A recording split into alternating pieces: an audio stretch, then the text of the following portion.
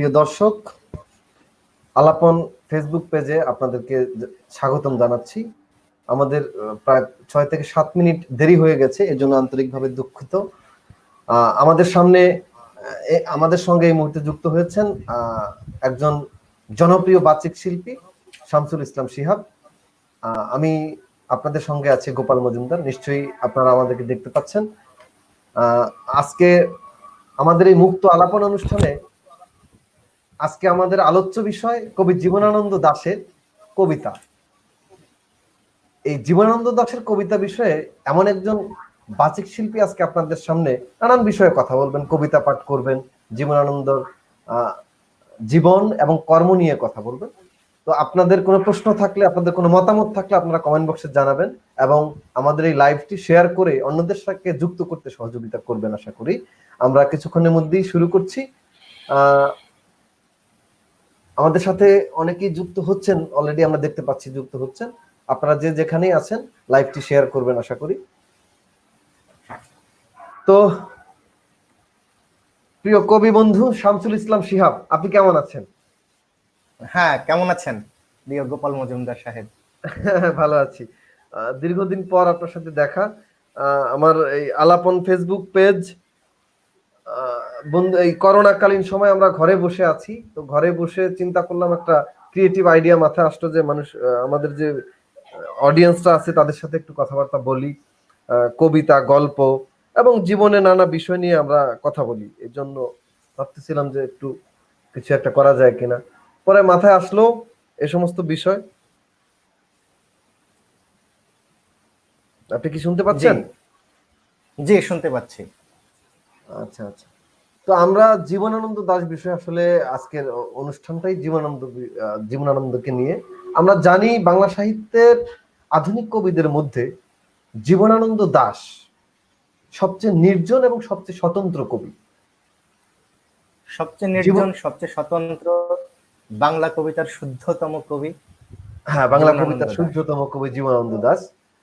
বাংলা কাব্যের প্রধান ঐতিহ্য থেকে কবি জীবনানন্দ দাশ একেবারে বিচ্ছিন্ন ছিলেন এবং আমরা জানি জীবনানন্দ দাশ তার কাব্য সাধনার প্রথম পর্যায়ে রবীন্দ্রনাথ, নজরুল এবং সত্যেন্দ্রনাথ দ্বারা প্রভাবিত হলেও তিনি পরবর্তীকালে তার কাব্য সাহিত্যে নিঃসন্দেহে একটা মৌলিকতার পরিচয় দেন এবং বাংলা সাহিত্যে একজন আধুনিক এবং প্রধানতম কবি হিসেবে প্রতিষ্ঠা লাভ করেন।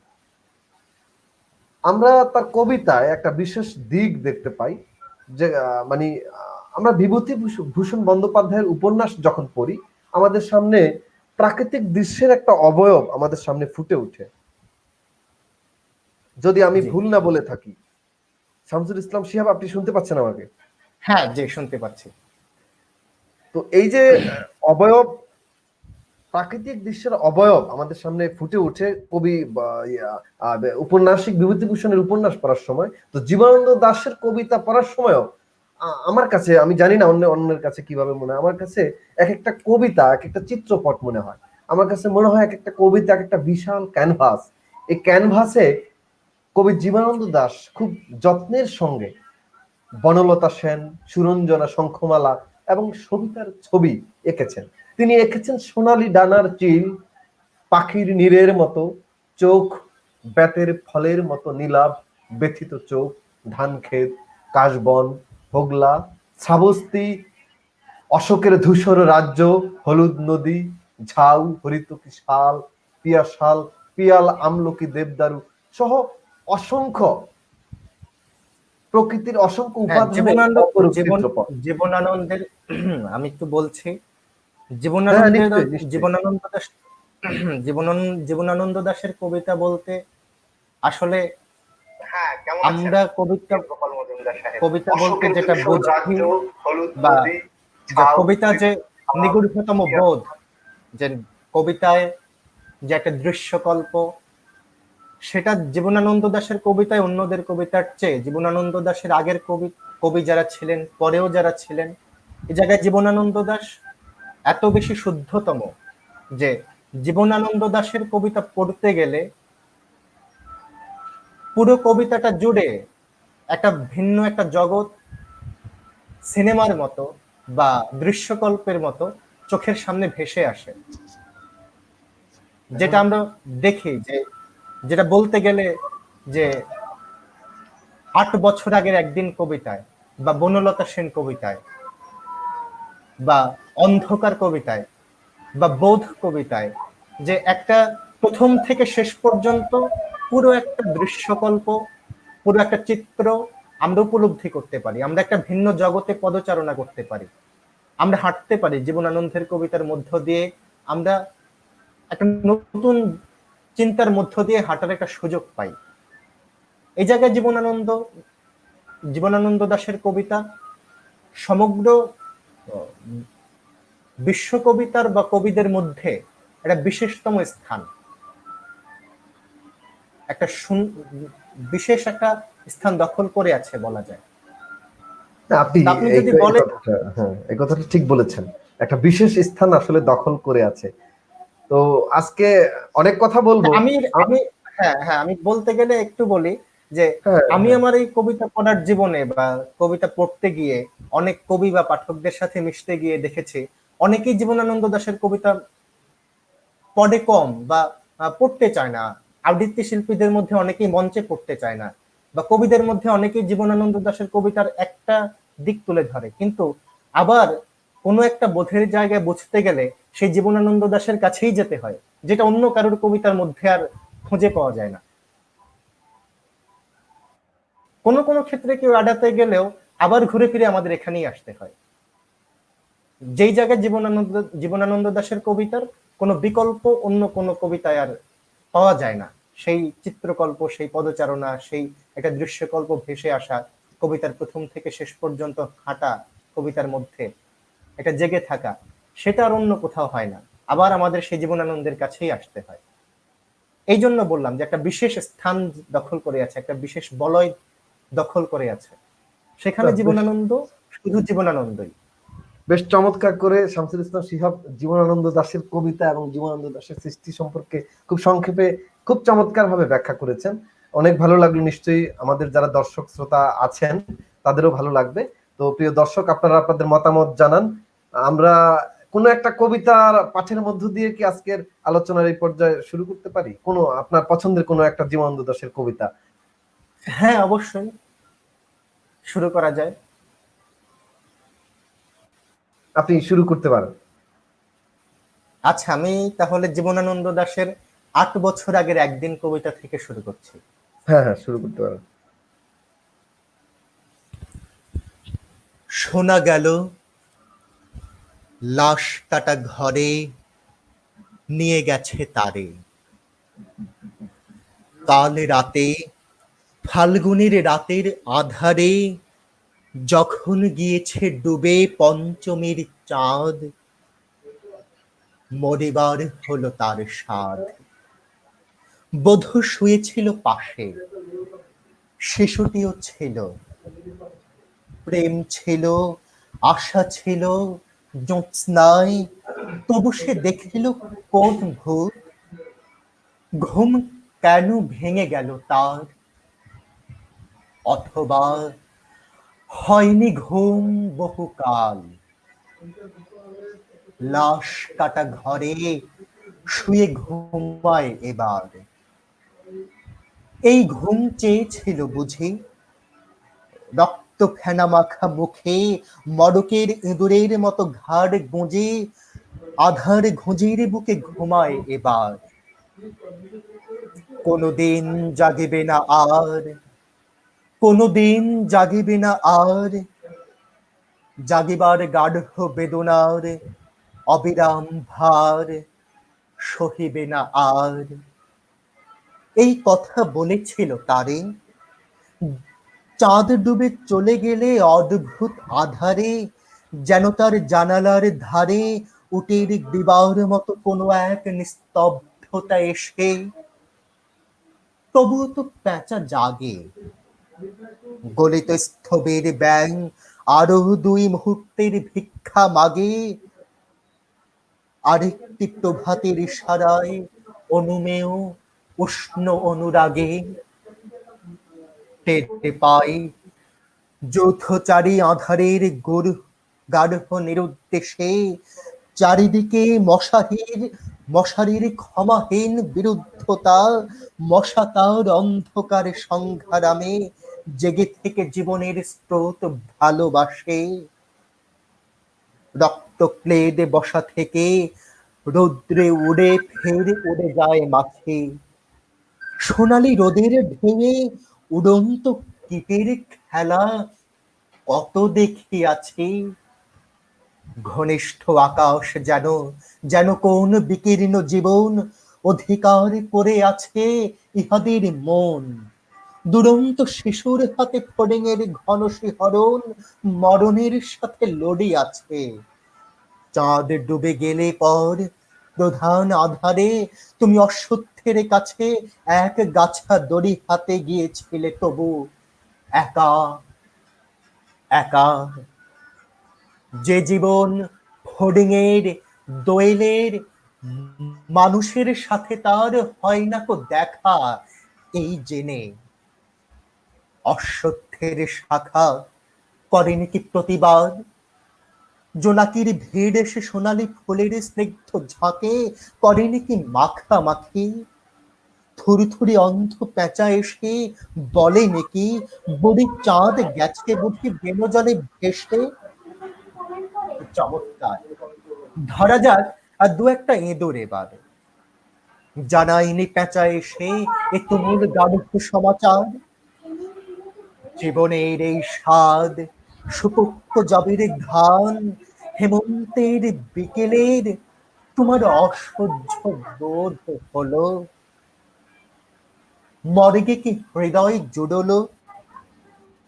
মর্গে গোমটে খাতায় দূরের মতো রক্ত মাখা ঠোঁটে শোনো তবু এ মৃতের গল্প। কোন নারীর প্রণয়ে ব্যর্থ হয় নাই, বিবাহিত জীবনের স্বাদ কোথাও রাখিনি কোনো খাদ। সময়ের উদ্বর্তনে উঠে এসে বধূ মধু আর মননের মধু দিয়েছে জানিতে। হাড় হাভাতের গ্লানি বেদনার শীতে এ জীবন কোনো দিন কেঁপে ওঠে নাই।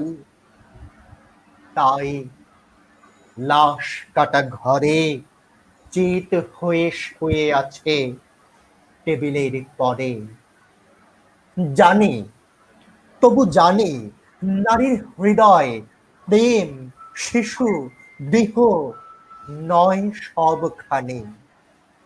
অর্থ নয় কীর্তি নয় সচ্ছলতা নয় আরো এক বিপন্ন বিস্ময় আমাদের অন্তর্গত রক্তের ভিতরে খেলা করে, আমাদের ক্লান্ত করে, ক্লান্ত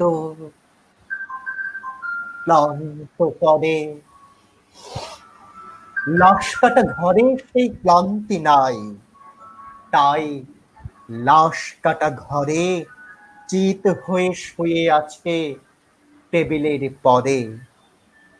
তবু রোজ রাতে আমি চেয়ে দেখি, আহা থরি অন্ধ পেঁচা অশ্বত্থের ডালে এসে বসে চোখ পাল্টায় কয় বডি চাঁদ গেছে বুঝি বেনো জলে ভেসে। চমৎকার। ধরা যাক আর দু একটা ইঁদুর এবার। হে প্রগাঢ় পিতামহী, আজও চমৎকার, আমিও তোমার মতো বড় হব। বডি চাঁদটারে আমি কালি দহে বেনো জলে করে দেব পার। আমরা দুজনে মিলে শূন্য করে চলে যাব জীবনের প্রচুর ভাড়ার। গোপাল মজুমদার, হ্যাঁ, অসম্ভব সুন্দর এই কবিতা পাঠ।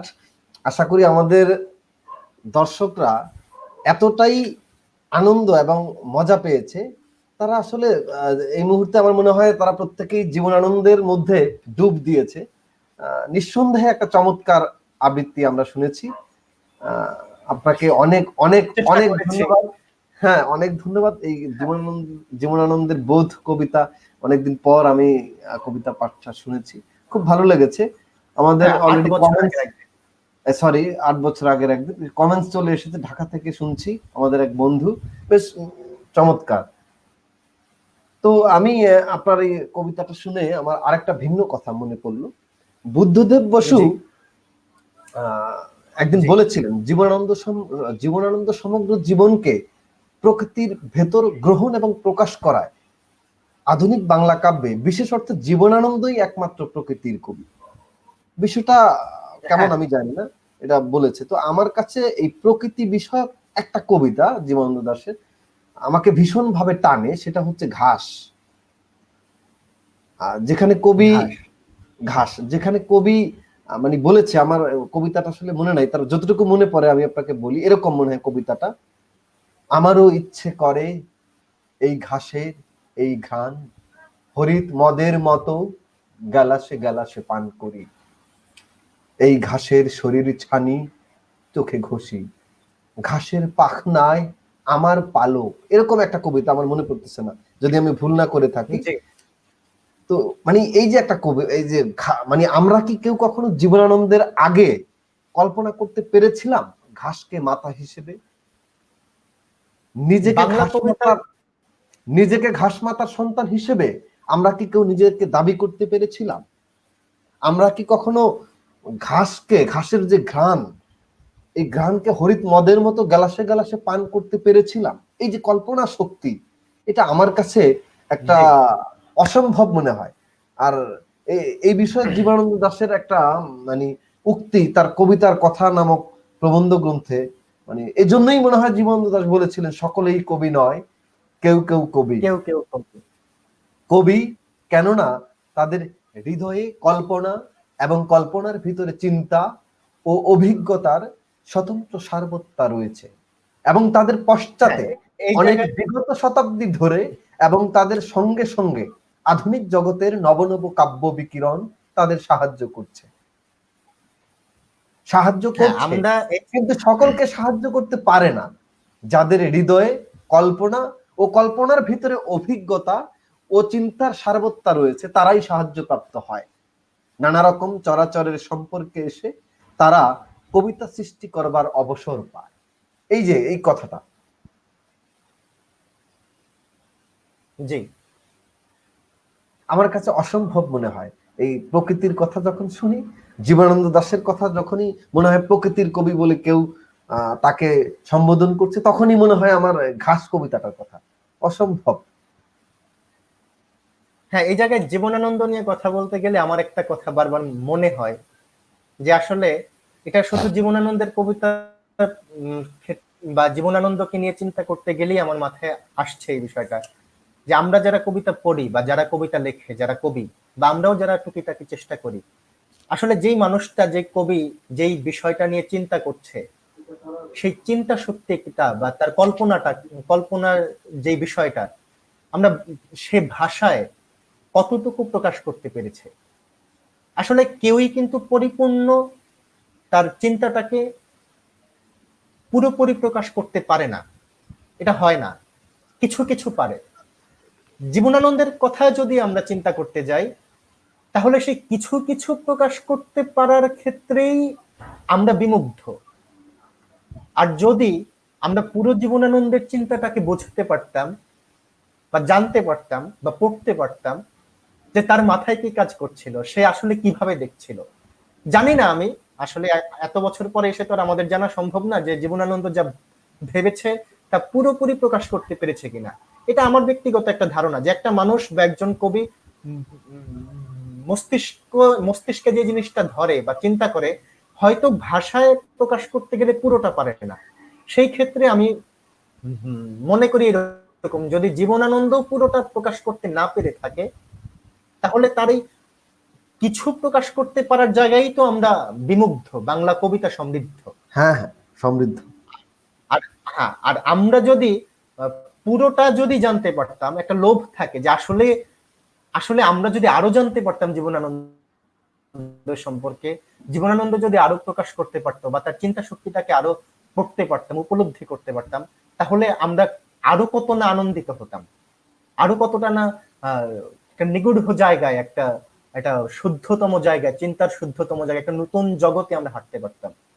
তো এই জিনিসটা মনে হয় যে জীবনানন্দ দাশের কবিতা পড়তে গেলে এই জিনিসটা বারবার মনে আসে যে আসলে আমরা জীবনানন্দের কতটুকু নিতে পারছি, কতটুকু পড়তে পারছি, বা জীবনানন্দ দাশ কতটা প্রকাশ করতে পেরেছে, বা যতটা প্রকাশ করতে পেরেছে তার কতটা আমরা উপলব্ধি করতে পারছি। জীবনানন্দ দাশের পরবর্তী মানে কোন কবিকে আপনি বলবেন জীবনানন্দ দাশের যোগ্য উত্তরসূরি? যোগ্য উত্তরসূরি বলতে গেলে যে যেটা বলা যায় আসলে প্রত্যেক কবিরই তো একটা আলাদা প্যাটার্ন থাকে, আলাদা একটা ধারা থাকে, বলার একটা ভঙ্গি থাকে, চিন্তার একটা আলাদা জগৎ থাকে। কিন্তু আপনি যদি বলেন যে যে প্রভাবিত করা, যে তার কবিতা পাঠককে প্রভাবিত করছে, এই জায়গায় শক্তি চট্টোপাধ্যায় একটা বড় প্ল্যাটফর্ম, যে তার যে পাঠককে প্রভাবিত করে। আপনি শুনতে পাচ্ছেন? হ্যাঁ, আমি শুনতে পাচ্ছি। আমি আমি আমি মগ্ন চৈতন্যে আপনার আলোচনা শুনছি, বেশ ভালো লাগছে। এ পর্যায়ে কি কোনো কবিতা আমাদেরকে শোনাবেন? হ্যাঁ, আপনার কবিতা পাঠের মানে শুরুতে আগেই একটা কথা বলে নিচ্ছি। এই মুহূর্তে একজন আমার খুব প্রিয় একজন মানুষ একটা কমেন্টস করেছে, আমি তার কমেন্টসটা একটু পড়ে নিতে চাই। সেটা আমার হাই স্কুলের টিচার, আমার খুব প্রিয় একজন শিক্ষক, মানে খুবই প্রিয় শিক্ষক, জি জি, এম এ তাহের স্যার। উনি কমেন্টস করতে ভালো লাগলো, আমি ধন্য হলাম। আমার স্যারের এই কমেন্ট শুনে ধন্য হলাম। প্রিয় শিক্ষাগুরু, আপনার ভালো লাগা আমাদের এই অনুষ্ঠানের সার্থকতা। আশা করি সঙ্গেই থাকবেন। আপনার কোনো রিকোয়েস্ট যদি থাকে, অনুরোধ যদি থাকে কোনো বিশেষ কবিতা পাঠের, সেটা জীবনানন্দের বাইরেও আমরা চেষ্টা করবো আপনার মানে আপনার জন্য আমরা চেষ্টা করবো সেই কবিতাটা শোনানোর জন্য, আবৃত্তি করে শোনানোর জন্য। অনেক অনেক অনেক অনেক কৃতজ্ঞতা এবং ধন্যবাদ আমার ভালোবাসার শিক্ষাগুরু এম এ তাহের স্যার।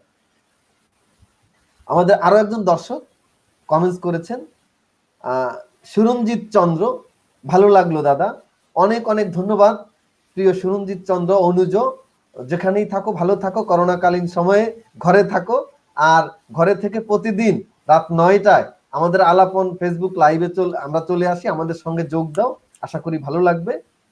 আজকে আমাদের সঙ্গে যেই বাচিক শিল্পী কবি শামসুল ইসলাম শিহাব, যদি আমাদের দর্শকদের কারো কোনো অনুরোধ থাকে কোনো জীবনানন্দের কোনো কবিতা, আমরা নিশ্চয়ই সেটা শোনাবো। আপনারা কমেন্টস করতে পারেন। আমার আরেক অনুজ রনি, কবিতার জন্য অপেক্ষায় আছি দাদা। নিশ্চয়ই আমরা আজকে কবিতা শোনানোর জন্যই আমরা লাইভে এসেছি। আমরা কবিতার মধ্যে আজকে ডুব দেব এবং করোনার যেই আতঙ্ক, সে আতঙ্ককে আমরা ভুলে যেতে চাই আজকের আধা ঘন্টার জন্য, 1 ঘন্টার জন্য। কবি শামসুল ইসলাম শিহাব আজকে সেজন্যই আমাদের সাথে যুক্ত হয়েছে, যে করোনার কষ্ট এবং করোনার আতঙ্ক আমরা ভুলে থাকবো। আমরা মগ্ন চৈতন্যে ডুব দেব কবি জীবনানন্দের কবিতার ভিতর। আমরা কখনো কখনো ঘাসের ভিতর ডুব দিব, কখনো হলুদ নদী দেখব, এরকম একটা কখনো নীলাকাশ দেখবো, নানান ধরনের বর্ণ বৈচিত্র্যে আমরা হারিয়ে যাব। কবি শামসুল ইসলাম শিহাব। আমাদের আরেকজন দর্শক শ্রোতা রফিকুল ইসলাম, অনেকদিন পর গোপাল তোমাকে লাইভে দেখলাম, অনেক ধন্যবাদ প্রিয় বন্ধু, আমার স্কুল জীবনের বন্ধু। অনেক ভালো লাগলো তুমি লাইভে এসে আমাদের আজকের কবিতা পাঠ শুনছো এবং তোমার গুরুত্বপূর্ণ মতামত জানিয়েছো, অনেক ভালো লাগলো, ধন্যবাদ প্রিয় বন্ধু। আমার যার কথা না বললেই নয়, প্রিয় শামসুল ইসলাম শিহাব, অতনুকরণ যায়, আমার গুরু। গুরু, আমাদের ওস্তাদ, প্রণাম জানাচ্ছি গুরু, প্রণাম জানাচ্ছি, আপনি আসবেন মানে এই প্রত্যাশা আমার। আজকে লাইভ সত্যি সার্থক এবং ধন্য, আমাদের গুরু চলে আসে। গুরু কিন্তু বাংলার মুখ শুনতে চাইছে, তাহলে অন্য কোনো কবিতা এখন হবে না, গুরুর কবিতা হবে। গুরু যেটা শুনতে চাইছে, আমরা গুরুকে উৎসর্গ করে এই কবিতা পাঠ। অবশ্যই অবশ্যই অবশ্যই অবশ্যই। আর গুরুর সাথে কিন্তু আরো একজন চলে আসছে, আয়োজনকে শুভেচ্ছা জানাচ্ছি, সাথীদি, অনেক ভালো লাগলো। আমার প্রিয় মানুষগুলো আজকে সবাই যুক্ত হচ্ছে, একে একে সবাই যুক্ত হচ্ছে। সবাইকে অনেক অনেক ধন্যবাদ এবং শুভেচ্ছা। আলাপন ফেসবুক পেজের পক্ষ থেকে অনেক অনেক ধন্যবাদ। আশা করি পুরোটা সময় আপনারা থাকবেন, আমাদেরকে অনুপ্রেরণা দিবেন এবং কবি শামসুল ইসলাম শিহাবের মনোমুগ্ধকর কবিতা পাঠ আপনারা শুনবেন। কবি শামসুল ইসলাম শিহাব, জি শুনছি।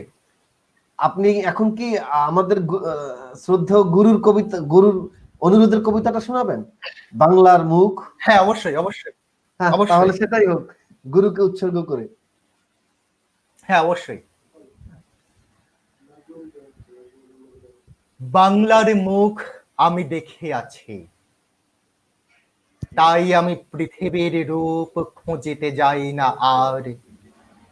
অন্ধকারে জেগে উঠে ডুমুরের গাছে, চেয়ে দেখি ছাতার মতন বড় পাতাটির নিচে বসে আছে ভোরের দোয়েল পাখি।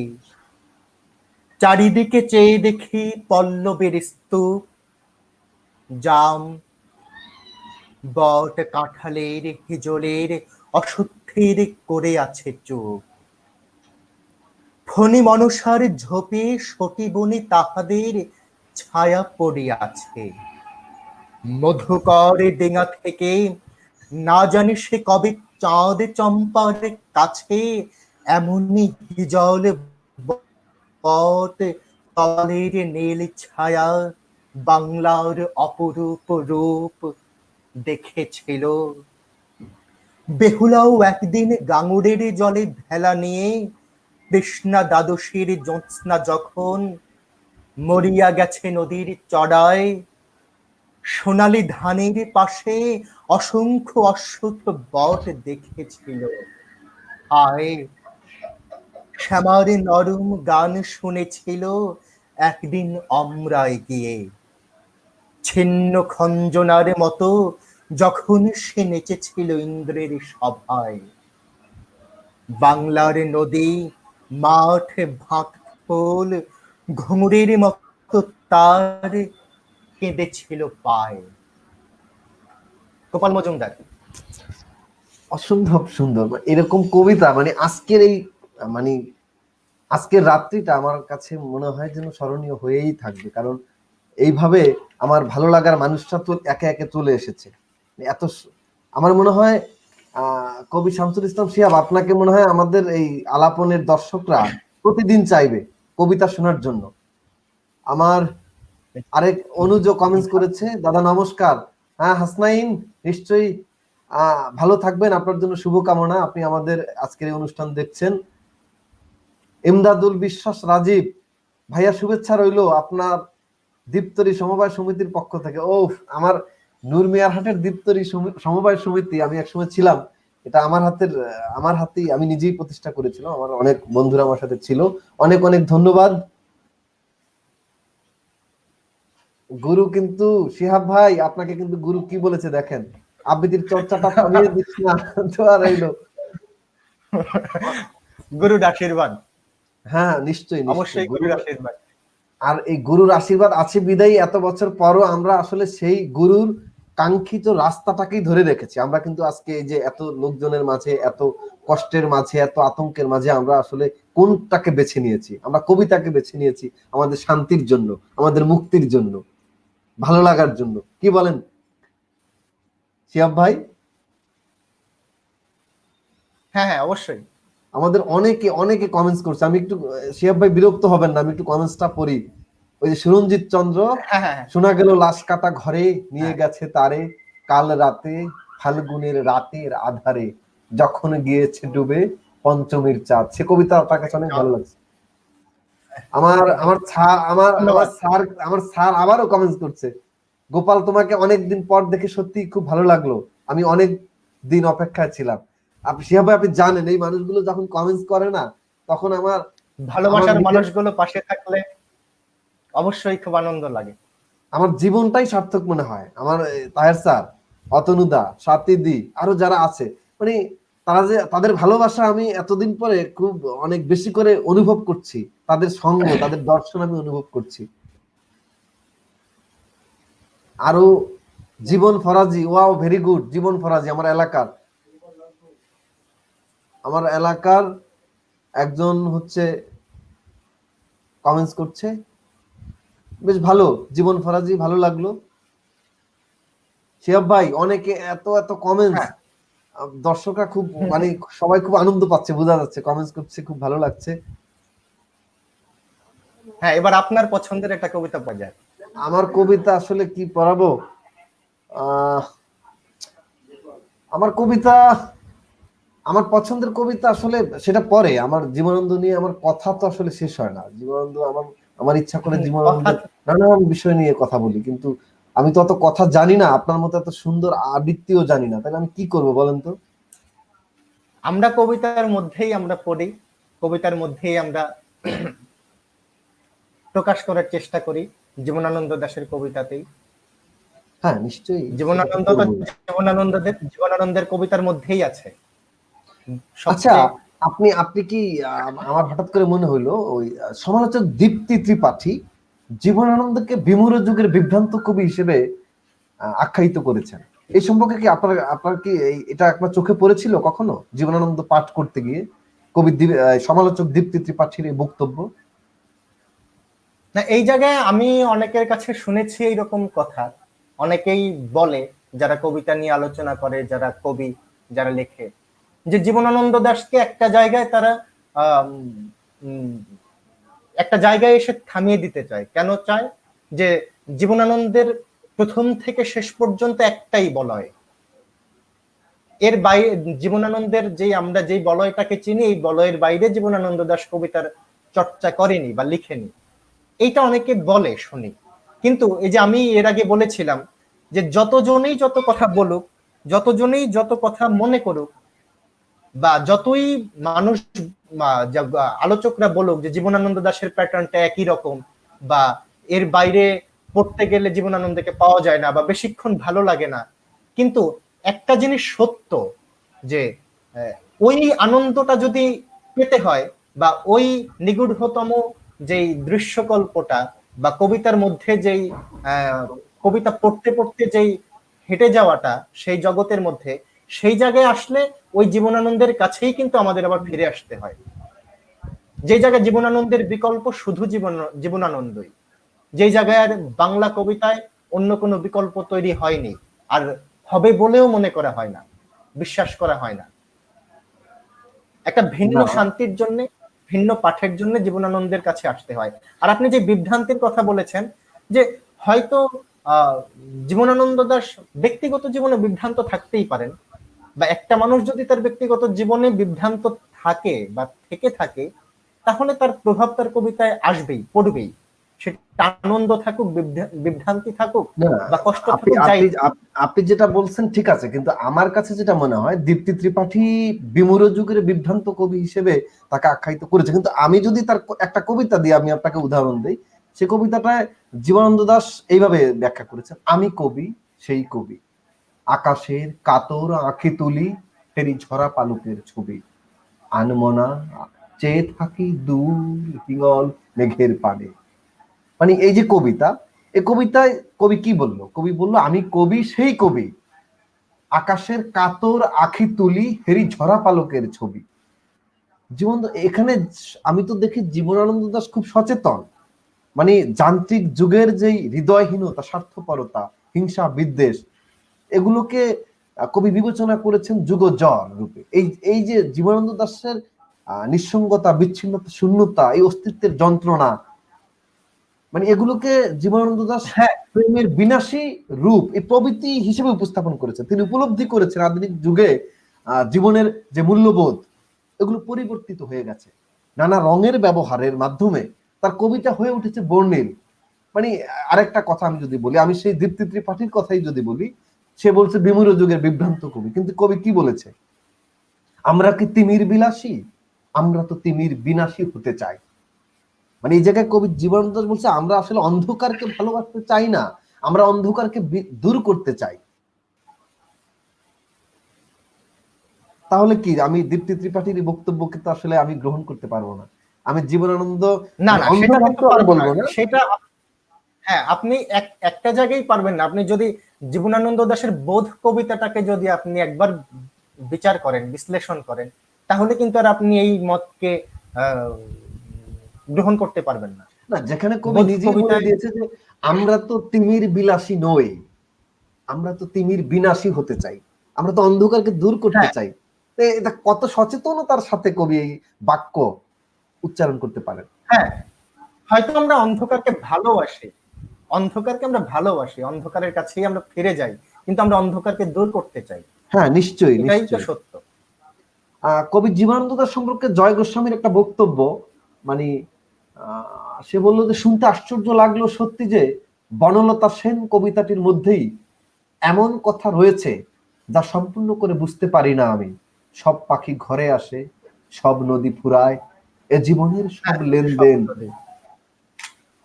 বেশ, সে বলছে যে সব পাখি ঘরে আসে বুঝলাম, কিন্তু সব নদী ঘরে আসবে কি করে? একজন বলল এটা তো প্রতীক, নারীর প্রতীক হবে হয়তো, তবু নারী তো একজন রয়েছেই এ কবিতায়, বনলতা সেন। আচ্ছা, আমরা এই জয় গোস্বামীর কথা শুনে আমার মনে পড়লো, আমরা তাহলে বনলতা সেন কবিতাটা একবার শুনি, কেমন হয়? বনলতা সেন যদি শুনি, বিখ্যাত এই কবিতা।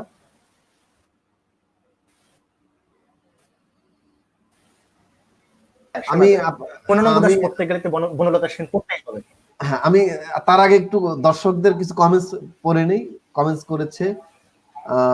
কমেন্টস করেছে হাসান শাহরিয়ার শুভ, গোপাল দা আর শিহাব ভাই অনেকদিন পর দেখলাম। বাহ, অনেক ধন্যবাদ হাসান শাহরিয়ার শুভ আপনাকে, অনেক ধন্যবাদ, অনেক ভালোবাসা। হ্যাঁ, শিউলি মজুমদার, শিহাব ভাই, শিউলি মজুমদার হচ্ছে আমার বৌদি, সেও এত রাত জেগে আমাদের এই প্রোগ্রাম দেখছে, অনেক ধন্যবাদ গোপাল দা, ভালো লাগছে। এমডি আয়ান আহমেদ, গোপাল দা কেমন আছেন? নিশ্চয়ই ভালো আছি, আপনি ভালো আছেন নিশ্চয়ই। এই করোনাকালীন সময়ে ঘরে থাকেন, নিরাপদে থাকেন, আপনার জন্য শুভকামনা। আজকে আমাদের এই জীবনানন্দ দাশের কবিতা পাঠের লাইভ অনুষ্ঠান দেখেন, আপনার যদি কোনো অনুরোধ থাকে আপনি করতে পারেন, আমরা নিশ্চয়ই আপনার অনুরোধ রাখার চেষ্টা করব। আমরা কবিতা পাঠে চলে যাই, কবি জীবনানন্দ দাশের বনলতা সেন। আচ্ছা, হাজার বছর ধরে আমি পথ হাঁটিতেছি পৃথিবীর পথে, সিংহল সমুদ্র থেকে নিশীথের অন্ধকারে, মালয় সাগরে অনেক ঘুরেছি আমি, বিম্বিসার অশোকের ধূসর জগতে সেখানে ছিলাম আমি, আরো দূর অন্ধকারে বিদর্ভ নগরে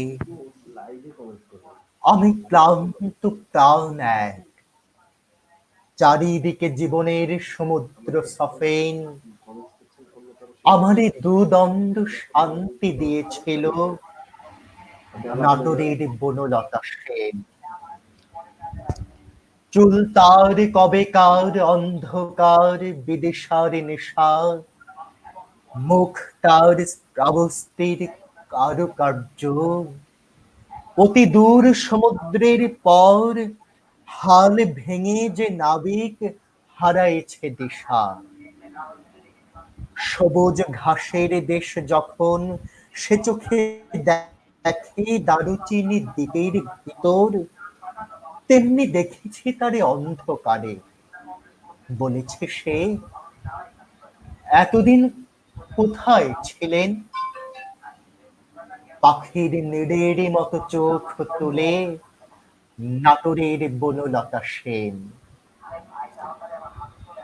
সমস্ত দিনের শেষে শিশিরের শব্দের মতন সন্ধ্যা আসে, ডানার রৌদ্রের গন্ধ মুছে ফেলে চিল, পৃথিবীর সব রং নিভে গেলে পাণ্ডুলিপি করে আয়োজন, তখন গল্পের তরে জোনাকির ঝিলমিল, সব পাখি ঘরে আসে, সব নদী ফুরায় এ জীবনের সব লেনদেন,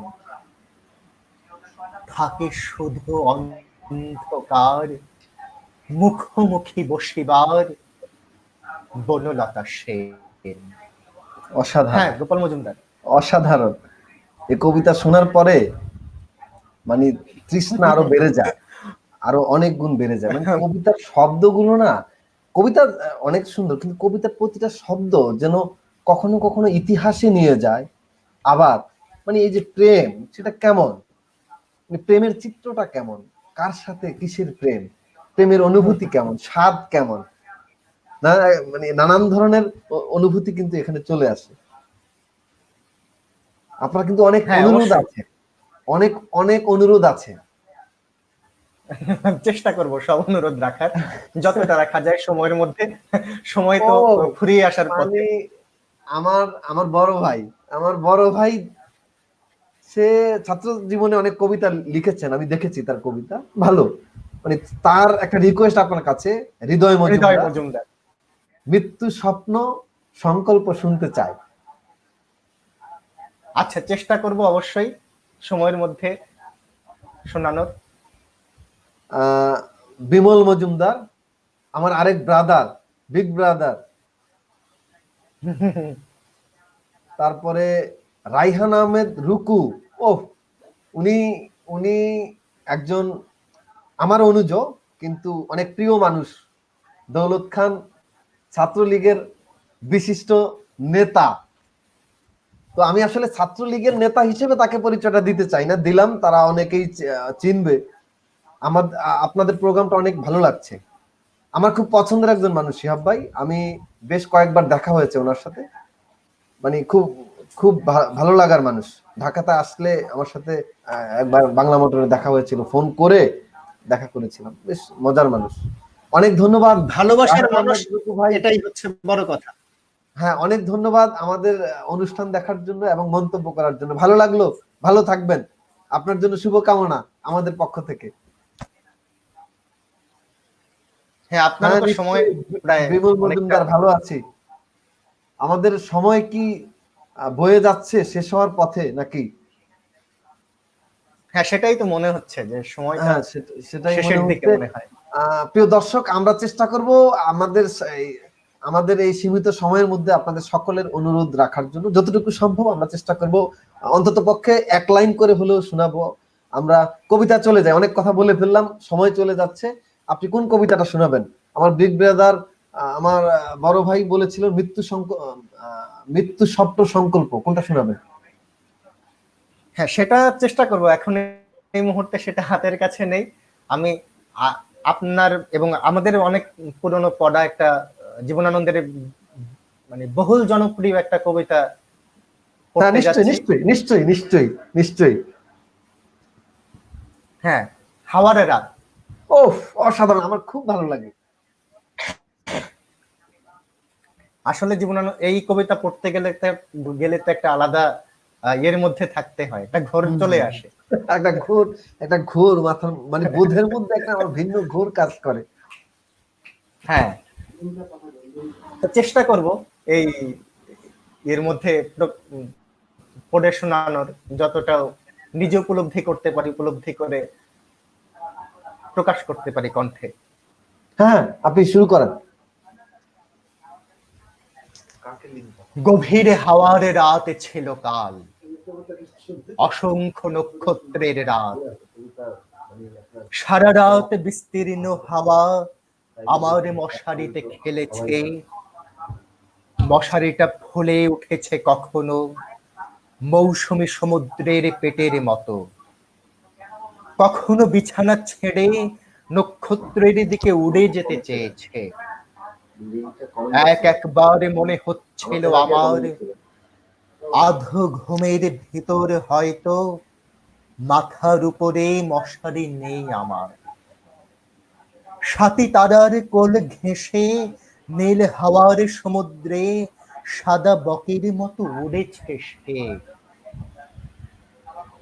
কাল এমন চমৎকার রাত ছিল, সমস্ত মৃত নক্ষত্রেরা কাল জেগে উঠেছিল, আকাশে এক তিল ফাঁক ছিল না। পৃথিবীর সমস্ত ধূসর প্রিয় মৃতদের মুখ সেই নক্ষত্রের ভেতর দেখেছি আমি। অন্ধকারে রাতে অশ্বত্থের চূড়ায় প্রেমিক চিল পুরুষের শিশির ভেজা চোখের মতো ঝলমল করছিল সমস্ত নক্ষত্রেরা। জ্যোৎস্না রাতে ব্যাবিলনের রানীর ঘাড়ের ওপর চিতার উজ্জ্বল চামড়ার শালের মতো জল জল করছিল বিশাল আকাশ।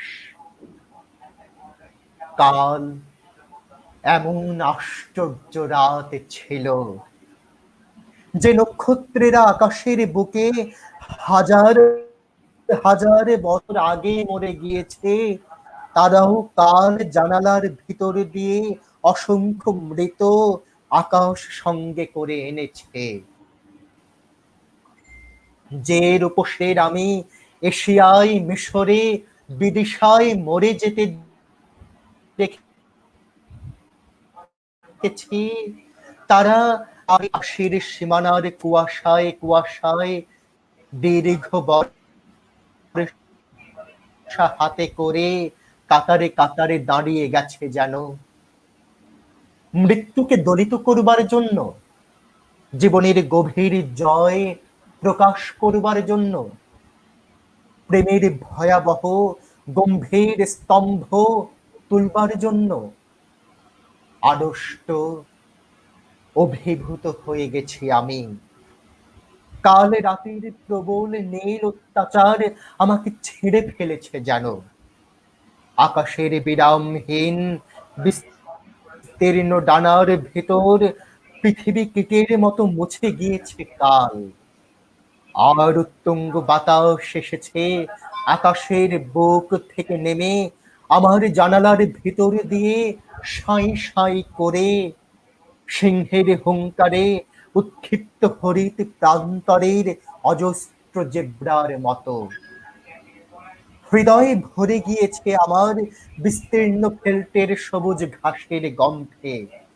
দিগন্ত প্লাবিত বলিয়ান রৌদ্রের অঘ্রাণে মিলনোন্মুক্ত বাঘিনীর গর্জনের মতো অন্ধকারের চঞ্চল বিরাট সজীব রোমশ উচ্ছ্বাসে জীবনের দুর্দান্ত নীল মত্ততায় আমার হৃদয় পৃথিবী ছেড়ে উড়ে গেল। নীল হাওয়ার সমুদ্রে স্ফীত মাতাল বেলুনের মতো গেল উড়ে। একটা দূর নক্ষত্রের মাস্তুলকে তারাই তারাই উড়িয়ে নিয়ে চলল একটা দুরন্ত শকুনের মতো। হ্যাঁ, গোপাল মজুমদার। অনেক অনেক ভালো লাগলো। দর্শক তো বিমোহিত। আরেকজন কবি এবং গল্পকার আপনার কবিতা পাঠ শুনে মন্তব্য করেছে, জনাব ইলিয়াস ফারুকী। অনেক ধন্যবাদ আপনাকে, দেরিতে হলেও আপনি এসেছেন। অনুষ্ঠান প্রাণ পাবে, মনে হয় মিস করেছি অনেক কিছু। নিশ্চয়ই আপনি মিস করেছেন, আমি বলবো, কারণ শিহাব ভাই এত চমৎকার আবৃত্তি করেছে, এটা মিস মানে আপনি যেহেতু শুনেন না, তার মানে আপনি মিস করেছেন। আপনি নিশ্চয়ই মিস করেছেন। শিহাব ভাই, আমরা তো শেষের দিকে চলে এসেছি। হ্যাঁ হ্যাঁ, শেষের দিকে চলে এসেছি, আমাদের সময় সংকীর্ণ। তো জীবনানন্দ দাশ সম্পর্কে আসলে আমরা খুব অল্প সময়ে কিছু বলতে পারবো না, অনেক কথা, আমরা অত বিজ্ঞজন নই, অনেক বিজ্ঞজন আছে। তো আপনি অনেক মানে কি বলবো, বাংময় একজন বাচিক শিল্পী। আপনার কবিতা পাঠ শুনে যে কেউ বিমোহিত হবে এবং তার তৃষ্ণা আরো বেশি বাড়বে। আমরা আমাদের এই ক্ষুদ্র আয়োজন alapon.com.bd আলাপন ফেসবুক পেজে আমরা প্রতিদিন আসবো। আশা করি শিহাব ভাই মাঝে মাঝে আমাদেরকে সময় দিবেন, আমি জানি আপনার অনেক ব্যস্ততা আছে। হ্যাঁ অবশ্যই কিন্তু সময় দিবেন। ইলিয়াস ফারুকী ভাই, বাহ চমৎকার। ওনাকে আমি স্যার সম্বোধন করি, এত ভালো মানুষ শিহাব ভাই, অনেক মজার মানুষ। মানে মানুষ ভালোবাসা, মানুষ শব্দটার সাথে সে পুরোপুরি অ্যাটাচড, মানুষ শব্দটার সাথে, যাকে মানুষ মানে মানুষ বলা যাবে। বেশ চমৎকার। তো আপনি কি আমাকে আমার একটা অনুরোধের কবিতা দিয়ে শেষ করবেন? চেষ্টা করব। বলেন। সেই দিন এই মাঠ স্তব্ধ হবে না কো জানি, এই নদী নক্ষত্রের তলে সেদিনও দেখিবে স্বপ্ন, সোনার স্বপ্নের স্বাদ পৃথিবীতে কবে আর ঝরে। আমি চলে যাব বলে চালতা ফুল কি আর ভিজিবে না, শিশিরের জলে নরম গন্ধের ঢেউয়ে, শোনাবেন নাকি? আপনি তো শুনিয়ে ফেললেন, এটা আসলে আর কি শোনাবো, বাকিটুকু পড়েন আপনি। আর যেটা বলতে চেয়েছিলাম যে শেষ করতে গেলে জীবনানন্দ তার ইয়েতে কি বলে যে অন্ধকার কবিতায় তার যে মানে ফিরে না আসার যে একটা ব্যাকুলতা প্রকাশ করলো, তো সেই ফিরে না আসার ব্যাকুলতা দিয়েই আমরা জীবনানন্দের কবিতা শেষ করতে পারি আজকে। নিশ্চয়ই নিশ্চয়ই। আজকে তাহলে আজকের শেষ এটা পরিবেশনা। আমার কাছে মনে হলো। হ্যাঁ হ্যাঁ নিশ্চয়ই। আপনি তো অনেক বোধ সম্পন্ন মানুষ, আপনার এই না বোধটা বেশ এটা চমৎকার না লাগলো। না না না এটা এটা হ্যাঁ, এটা বলেছে এই কারণে যে জীবনানন্দ দাশ তার এই অন্ধকার কবিতায় মানে শেষে বলেছে যে কোনোদিন জাগবো না জেনে, কোনোদিন জাগবো না আমি কোনোদিন আর, যে একটা না, মানে ফিরে না আসার যে একটা ব্যাকুলতা প্রকাশ করেছে, এটা দিয়ে আজকের এই হ্যাঁ, জীবনানন্দের কবিতা আজকের এই শেষ করা আমাদের যেতে পারে। আমাদের মুক্ত আলাপনের আজকের আয়োজন কবি জীবনানন্দ দাশের কবিতা পাঠ নিশ্চয়ই আপনাদের ভালো লেগেছে। আপনারা যারা দেখছেন আমাদের এই অনুষ্ঠান, আলাপন ফেসবুক পেজের পক্ষ থেকে, আলাপন.com.bdর পক্ষ থেকে আপনাদের সকলকে জানাচ্ছি অনেক অনেক ধন্যবাদ এবং কৃতজ্ঞতা আমাদের সাথে থাকার জন্য। আমরা অনুষ্ঠানের শেষ সীমানায় চলে এসেছি। আজকে জীবনানন্দ দাশের এই শেষ কবিতা দিয়ে আমরা শেষ করব, অন্ধকার দিয়ে।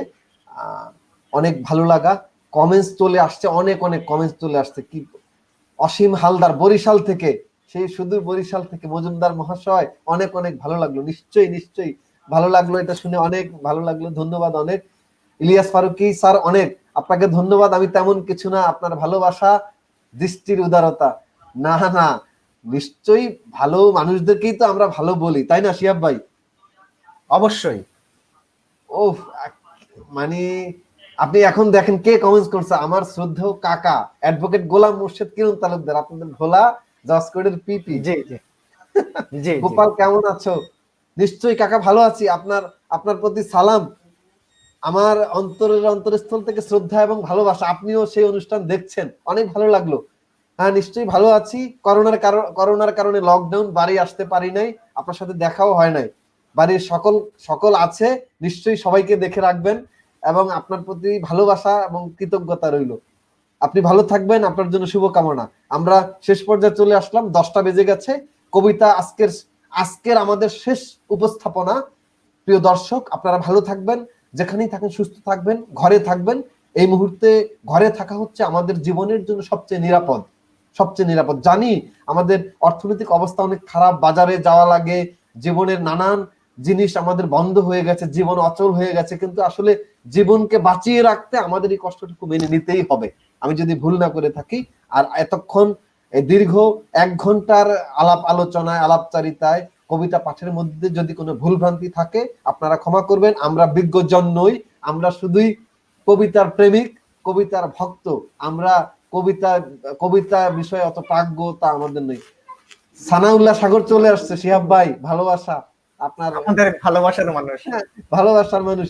নিশ্চয়ই সাগর ভাই, আপনি অনেক দেরিতে আসলেন, আমরা কিন্তু শেষ করে ফেললাম, আপনাকে মিস করেছিলাম।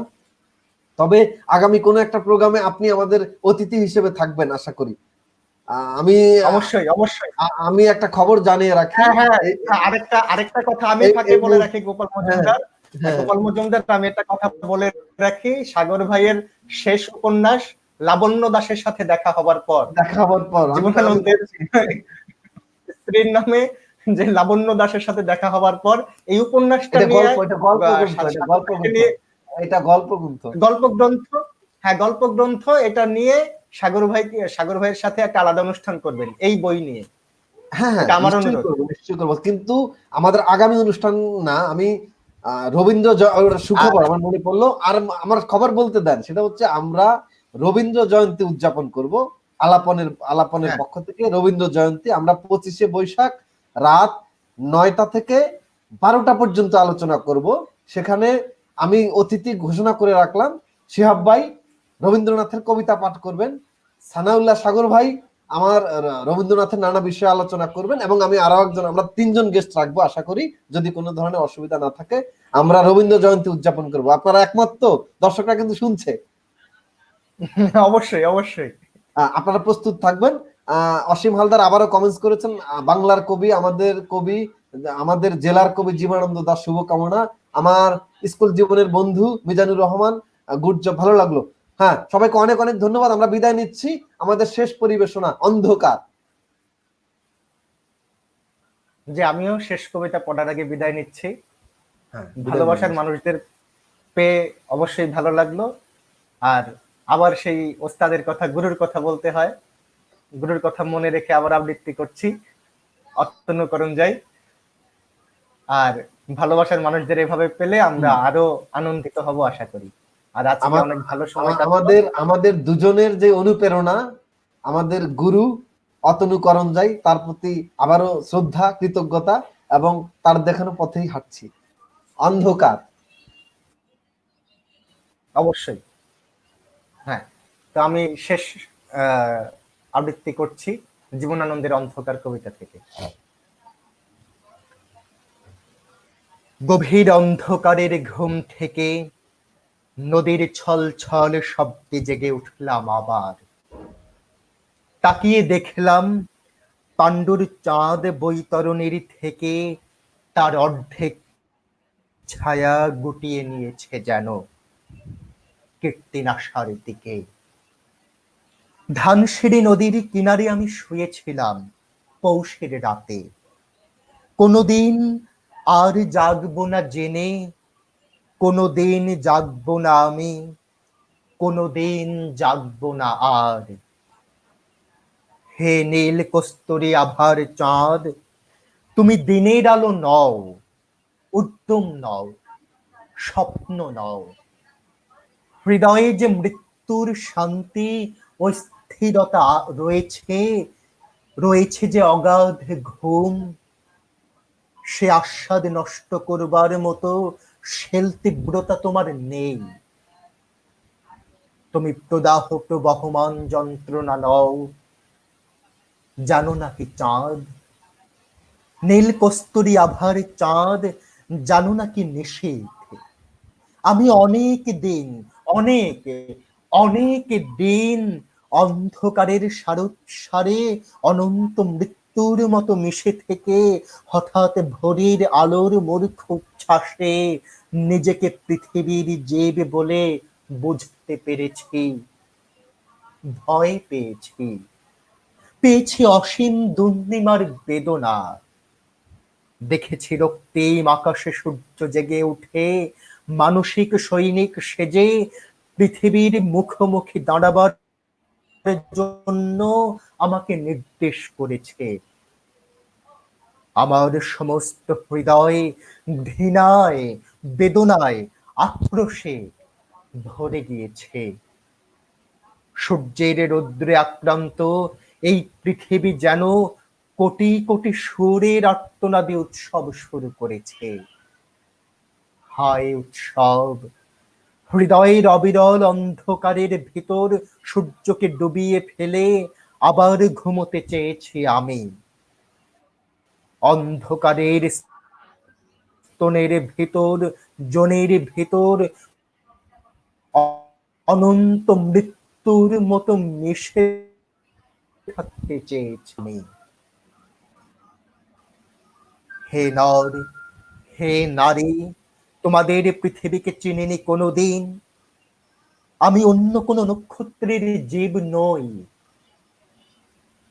যেখানে স্পন্দন, সংঘর্ষ, গতি, সেখানে উদ্যম, চিন্তা, কাজ, সেখানেই সূর্য, পৃথিবী, বৃহস্পতি, কালপুরুষ, অনন্ত আকাশ, গ্রন্থি, শত শত শূকরের চিৎকার সেখানে, শত শত শূকরের প্রসব বেদনার আড়ম্বরে।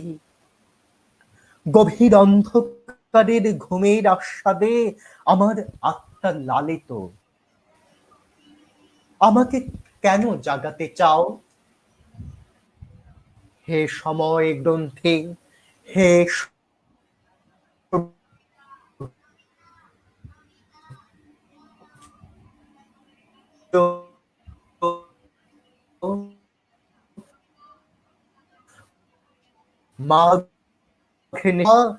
আমি আর তাকিয়ে দেখব না নির্জন বিমিশ্র চাঁদ বৈতরণের থেকে অর্ধেক ছায়া গুটিয়ে নিয়েছে কীর্তিনাশার দিকে।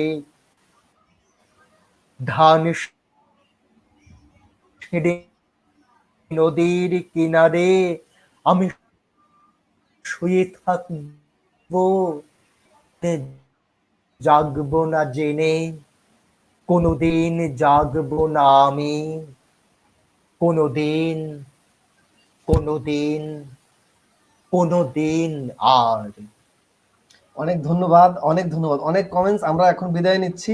তবে শেষ কথা, মানে আজকে শেষ কথা বলি, আপনার এমন একজন শ্রোতা আমাদের সাথে যুক্ত হয়েছে, যার কথা একটু বলি। সে হচ্ছে জারমিন জামান, যে আমার খুব খুব মানে খুব কাছের বন্ধু, ভালোবাসার বন্ধু, যে কবিতা পছন্দ করে না, কিন্তু আজকে আপনার কবিতা পাঠ সে শুনছে। তার মানে একে দিয়ে বোঝা যাচ্ছে যে আমাদের কবিতার আজকের এই আয়োজন সফল এবং সর্বাঙ্গ সুন্দর না হলেও এটা ভালো অনুষ্ঠান হয়েছে আশা করি। হ্যাঁ, সার্থক। প্রিয় জারমিন জামান, তোমার মন্তব্য শুনে বোঝা গেল যে তুমি ধীরে ধীরে কবিতার প্রেমে পড়ছো। শিহাব ভাইয়ের সাথে দেখা হয়েছিল ওর, না? দেখা হয়েছিল না একবার? মানে সে প্রায়ই বলে যে তুমি শিহাব ভাইয়ের কথা, শিহাবের সাথে কথা বলো, কে এই শিহাব? নিশ্চয়ই আজকে শিহাব ভাইয়ের গুণের কীর্তি প্রকাশ পেল। ভালোবাসা, ভালোবাসা রইল।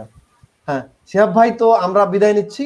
নিশ্চয়ই আচ্ছা, আমাদের বন্ধুরা ভালো থাকবেন, সুস্থ থাকবেন, নিরাপদে থাকবেন। আমাদের আগামীকালকে ঠিক এই সময় অন্য আরেকজন অতিথি নিয়ে আমরা হাজির হব। তবে কাকে নিয়ে হাজির হব আমরা বলছি না, এটা ম্যাজিক। আমাদের ফেসবুক পেজে আমরা পোস্ট করে দেব, আশা করি দেখে নেবেন।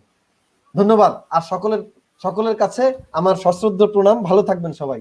শিহাব ভাই, কথা হবে। ধন্যবাদ। হ্যাঁ, সবাইকে ভালোবাসা। ধন্যবাদ।